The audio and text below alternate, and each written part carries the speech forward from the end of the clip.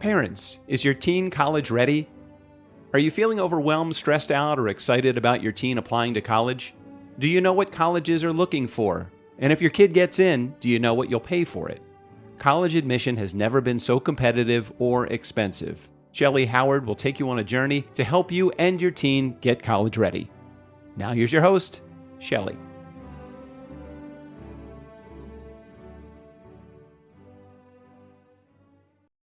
Hello, this is Shellee Howard, and I am coming to you from the podcast Parents Is Your Teen College Ready?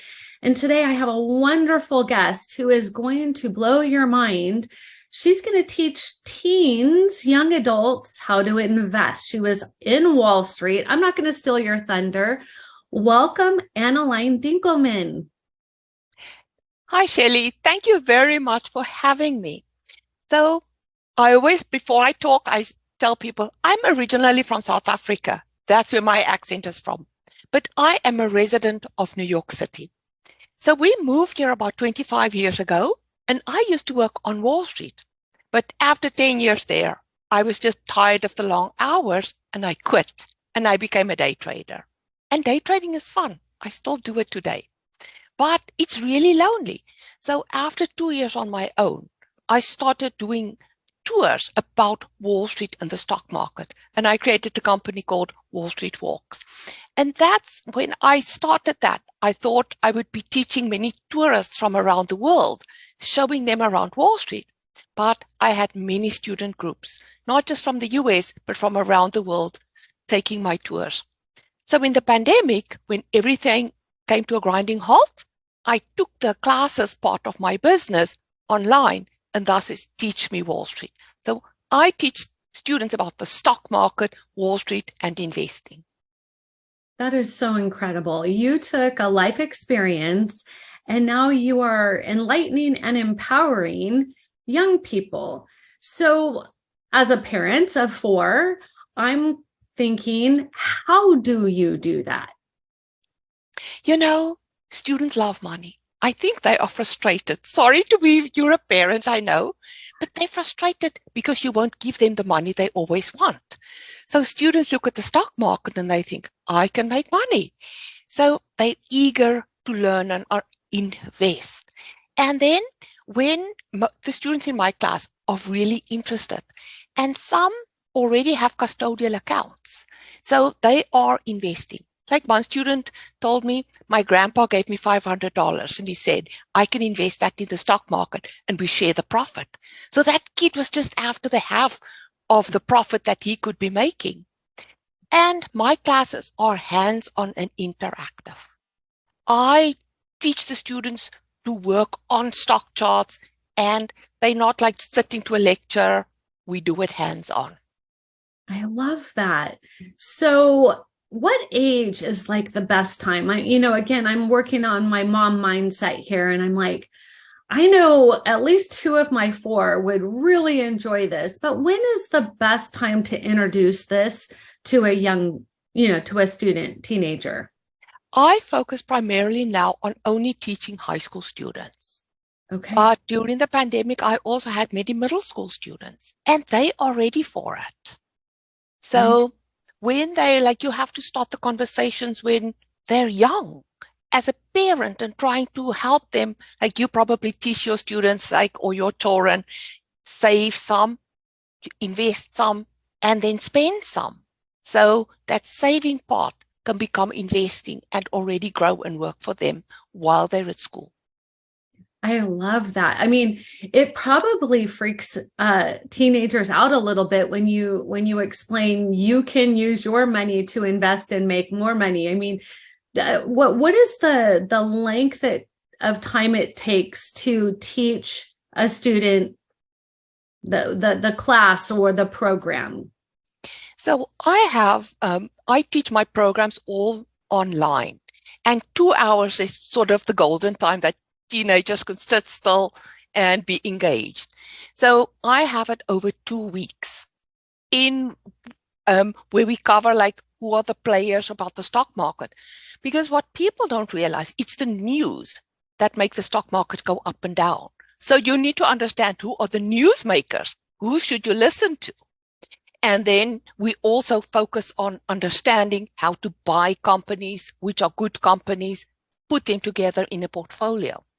And after my summer programs end, I have a stock market club for the students where we have 8 weeks of implementation, because you only really learn by buying and selling stocks and gaining experience. Sometimes the market beats you up, but sometimes the market gives you a gift and you make a little profit. Wow. So, and then from there, students just have to keep practicing. And I realized they have school. So I teach my students to buy value stocks or things that don't need daily hands-on management. Right. That's super important. So, but I think of summer coming up, and that's why I thought having you on the show would be brilliant timing wise. I have students who may want to become entrepreneurs or go into business or finance or accounting or, the financial side. And typically it starts with, I'm really good at math and I don't know what to do.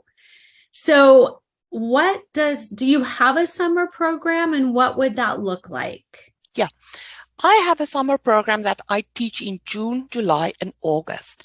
And my summer program runs 10 a.m. Eastern and then also 10 a.m. Pacific.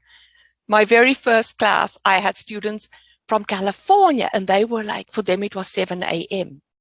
So the program runs twice a day, and students can alternate their classes. If they oversleep or something, they can just come later. And the foundational week is Wall Street 101. Who are the players? What they do? What are the financial instruments, stocks and bonds? And then I have an investing week where we focus on choosing companies. Why would you choose this company? Most important, when would you buy? And when would you sell? Because many people buy a stock and then it goes up. And then they just watch all their profits disappear. And they wait, I'm going to buy it when it goes back up. What if it never goes back? So I teach my students like discipline, like have your rules. And then those are my 2 staple main programs. And then I also added a program on cryptocurrency, because that is right now in the news a lot. Yeah. But crypto, students don't realize that is where the jobs of the future lie. If you've taken a photo of a check to deposit at the bank, you are using what they call fintech, financial technology. And crypto technology is part of that renovation of the technology that drives Wall Street and the financial services industry. So, and then I round out my program with budgeting, because you can make all the money, but if you don't understand how to manage your money and look after your money, you're going to just lose it all. So those are the 4 programs in my summer program. That is amazing. So I know what I'm thinking, and I'm guessing my listeners are thinking, what about adults? Do you have classes for adults? I do. I call it Wall Street 101 for adults, because we didn't learn this when we went to school. I wish I had someone to teach me when I was much younger. So I've had many parents that had kids in the class, and then they joined me. So in the adult program, we do that on a weekend, like a Saturday and a Sunday. And it's a combination of Wall Street 101 and the investing, but just at a much faster pace. Outstanding. Well, this crypto thing is a common topic with my students. I have students, right, from 7th, 8th, 9th, 10th, 11th, and 12th. And they're all very forward thinking. They want to be an influencer. They're going to buy a house with crypto. And I want to learn crypto because I want to speak their language. Yeah. Right? It's a whole nother world. They describe it to me as like the first time the cell phone was introduced, and we're all like, there's no way you can walk around with a phone that's not connected. And we're panicking. And students say that's exactly what this is. Just learn it, embrace it. Can you share maybe with some parents who are a little fearful of their teaching their child to invest and then opening up the world of crypto? Okay. So there I caution, I don't invest in crypto. In Wall Street speak, when you invest, you buy something and it has the potential to go higher. So commodities is a crypto is classified as a commodity, and you trade a commodity. You speculate in that. So people don't invest in crypto, they speculate. But the technology of crypto is where you need to invest. The companies that is working on the crypto technology. Mm-hmm. Because I don't know how familiar you are with crypto, but it is amazing technology. So it started in 2009 in the aftermath of the financial crisis. Many people were fed up with the banks, similar to what's happening now. My money is in the bank. Sounds a little familiar. Exactly. So people wanted to, in those days, the banks were a little more sort of rude towards their customers, taking the customers' deposits and then paying themselves bonuses. It's not that way today. There are different problems. But anyway, in 2008, there was a big outcry against the banks, and people wanted to do business, pay each other without the banks. So that the technology of blockchain, which is the foundation of crypto, made that possible. And then you need electronic money. So Bitcoin, meaning computers, and coins, meaning money that lives in cyberspace. So the technology evolved a lot over the past 12 years. And there's big investment from Wall Street in this, because everyone's saying we missed out on Amazon. We're not going to miss out on the next Bitcoin or the crypto technology. So there's been a huge influx of money into this technology. Mm-hmm. And it can solve a lot of problems in the bank. So Bitcoin, actually, in all the problems with the banks, have gone significantly higher over the past 2-3 weeks. Because in Bitcoin, there can be no interference by the government. Like you see the government stepping in through the banks now. Bitcoin doesn't have that interference. Mm-hmm. And there's much more transparency in Bitcoin. Where's the transactions? Who has access to it? That is not in the current system. And from that perspective, Bitcoin and the crypto technologies is fantastic. What a great way to link that together. You are a truly gifted teacher, because I've heard so much information on AI, Bitcoin, NFTs, crypto. Like, my job is to make sure this next generation is looking forward. We can even tell our students if a robot will be doing their job in 5 years. We have that ability now, and that's wonderful. So I love what you're doing. On another note, how did you decide that you wanted to teach this, or what's your why? I mean, you probably don't need to do this. You know, when I left my Wall Street job, I actually worked with a career counselor to figure out because I was just frustrated.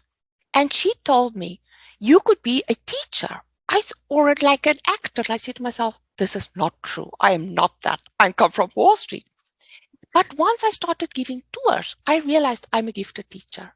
I can entertain people and take Wall Street, which is difficult, and explain it that people can understand it. Mm-hmm. And for me, the beauty is like when I have a new intake of students, I can see they're uncertain. By Friday, you should see them. Like, they're amazing how much they can learn. And that is my why. Like, money can't buy that joy of seeing people learning and taking that knowledge and then doing something with it. So I have to ask, when you were younger, did you dream of being a Wall Street trader? How did you get there? What was your path? Because I have so many students who are frustrated. They don't know what they want to do. And I encourage them to try this internship, research, all of the stuff that's needed. But for somebody who went through Wall Street, and when you did it, I'm sure women were not the norm. So how did you end up in Wall Street? A circuitous way. So I always tell my students, I have a degree in political science. I have no Wall Street degree.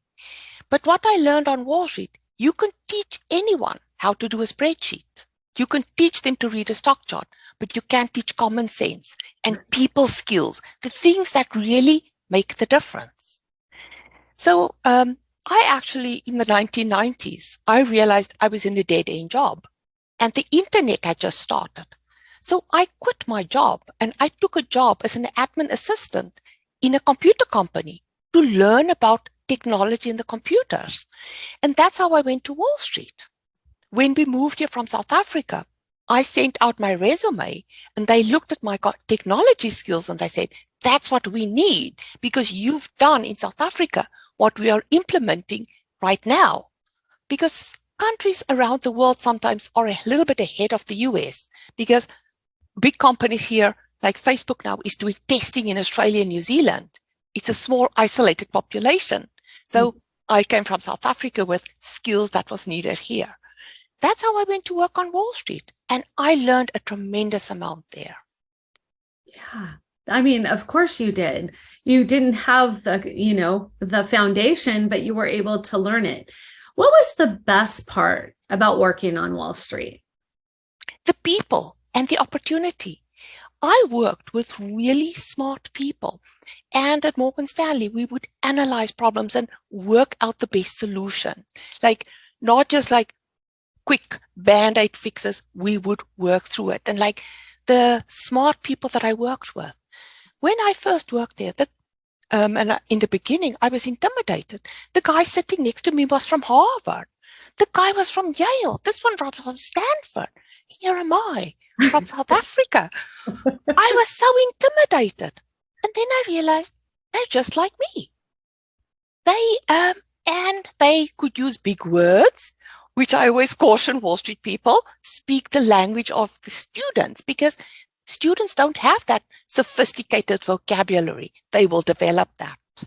But it was the people and then the opportunities. Because I worked in projects and technology like crypto, which were you trailblazing the whole time. But that keeps you on your toes. Sure. Yeah. And then I think you had alluded to that the hardest part were the long hours. So maybe for students who are considering a Wall Street career, what would be some advice or some things you wish you would have known before you did it? You know, I think it's just to be mindful of the time. And technology made now, when I first worked there, we didn't outsource as much as what we do now. But now cell phones made that you work much longer. You sit in bed, you check your email.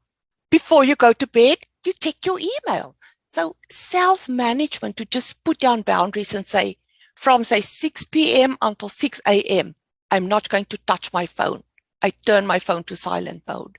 That is one of the most important skills. And then, surprisingly, is like when you, like for students, like to say sorry when you're wrong. Like, so you can't be right about everything, but I've learned like to just say, I'm sorry, or I don't know. I learned on Wall Street, people have respect if you say, I don't know, but don't try and BS your way around the topic. That's just going to get you nowhere. Such wise advice. I like to ask my guests, have you ever failed? Have you ever failed at something? I've had my setbacks. Okay. And did you learn? I learned. Yeah. Sometimes your biggest setbacks are your biggest assets. You just don't realize it at the time. Or when things go wrong.